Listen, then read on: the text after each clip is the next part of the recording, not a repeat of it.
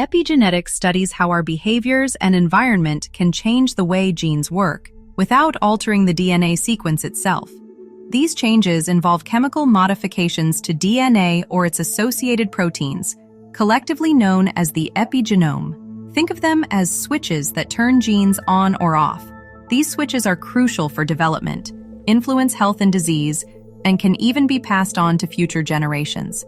There are 4 main ways this happens: DNA methylation, histone modification, chromatin remodeling, and non-coding RNA. DNA methylation adds a small chemical tag, a methyl group, to cytosine bases in DNA. This process is managed by enzymes called DNA methyltransferases. When methyl groups cluster near promoters, they block transcription and make DNA coil tighter, reducing activity. Normal methylation helps keep cells stable, but when patterns are abnormal, gene expression falters.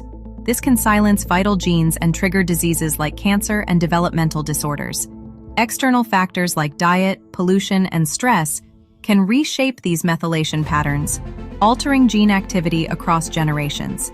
Histone modification changes how DNA wraps around proteins called histones. Adding acetyl groups loosens DNA's grip, allowing genes to become active. Other tags like methyl groups tighten the coil, silencing genes. These modifications respond to signals and coordinate with methylation to fine-tune gene expression. Chromatin remodeling is like rearranging furniture in a room. Some genes are exposed, others hidden.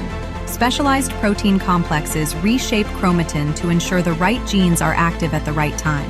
Non-coding RNAs regulate gene expression without making proteins. MicroRNAs prevent messenger RNAs from producing proteins. Long non-coding RNAs recruit proteins and influence transcription, adding yet another layer of regulation. All these mechanisms weave together into a vast regulatory tapestry, keeping the genome adaptable. When these processes go wrong, the results can be devastating: cancer, autoimmunity, and neurological disease. In women, epigenetics contributes to breast and ovarian cancer, endometriosis, PCOS, and autoimmune conditions like lupus.